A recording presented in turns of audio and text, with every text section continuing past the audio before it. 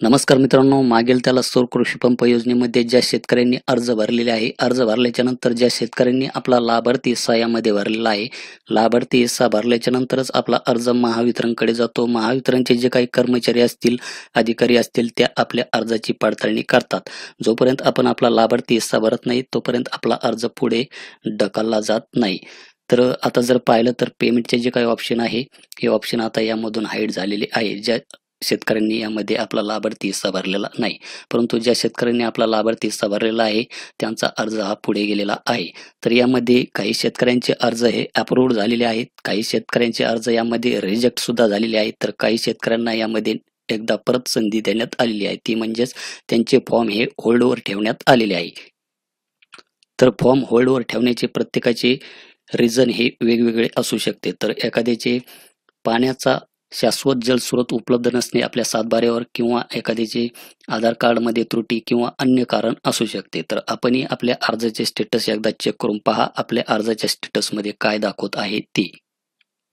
तर मित्रांनो, या अर्जामध्ये आपण पाहू शकतात की येथे हा जो काही अर्ज आहे, अर्जाचा दिनांक आहे 9 जून 2023. अर्जाच्या सद्यस्थितीमध्ये A1 फॉर्म मंजुरीसाठी होल्डवर ठेवले, म्हणजेच या शेतकऱ्याला परत चान्स भेटलेला आहे.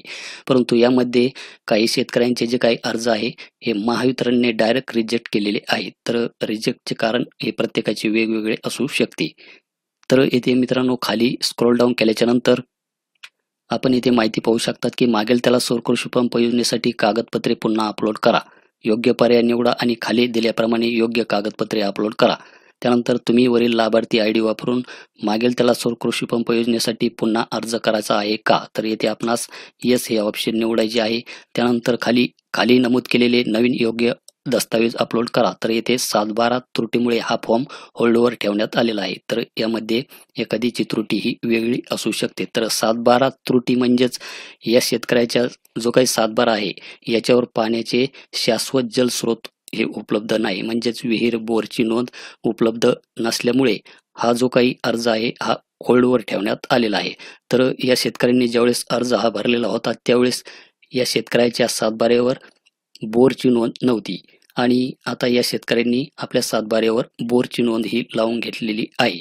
तर मित्रांनो, त्यासाठी आपणास काय करायचे आहे, तलाठी साहेबाकडून आपणास आपला जो काही 7/12 आहे, तो 7/12 काढून घ्यायचा आहे. त्याच्यावर त्यांचा सही शिक्का हा घ्यायचा आहे, आणि तो 7/12 आपणास यामध्ये अपलोड करायचा आहे. त्यामुळे आपला जो काही अर्ज आहे, हा अर्ज परत यामध्ये होल्डवर येणार नाही.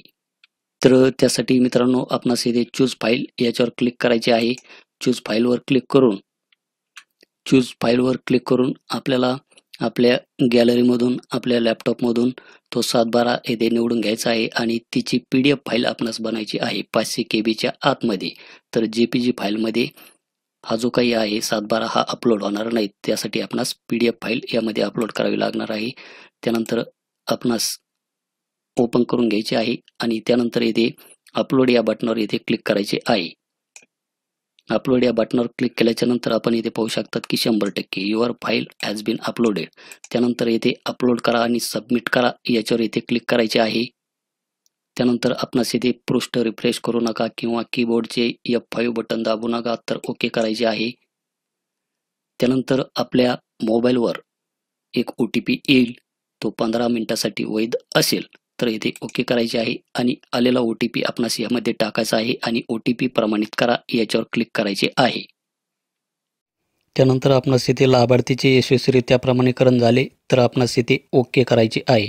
ओके केल्याच्या नंतर मुख्यमंत्री सौर कृषी पंप योजनेसाठी पुन्हा अर्ज विनंती यशस्वीरित्या सादर झाली आहे, तर परत आपणास इथे ओके करायचे आहे. त्यानंतर मित्रांनो, परत आपल्याला आपला लाभार्थी क्रमांक टाकून आपल्या अर्जाचे स्टेटस चेक करून पाहायचे आहे. तर स्टेटस चेक केले असता आपणास आता अर्जाच्या सद्यस्थितीमध्ये A1 अर्ज भरण्यासहित सादर झाला अशा प्रकारची माहिती दिसेल.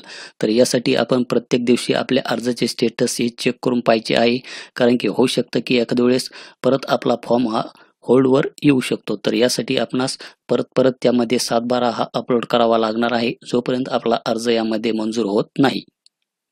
तर अशा प्रकारे मित्रांनो, होल्डवर ज्यांचे फॉर्म आलेले आहेत, त्यांनी अशा प्रकारे आपले कागदपत्रे यामध्ये अपलोड करून घ्यायची आहेत. तर हे होतं एक सोलारच्या बाबतीत आपल्यासाठी महत्त्वाचं असं एक अपडेट. भेटूया अशाच एका नवीन अपडेट, नवीन व्हिडिओमध्ये. धन्यवाद.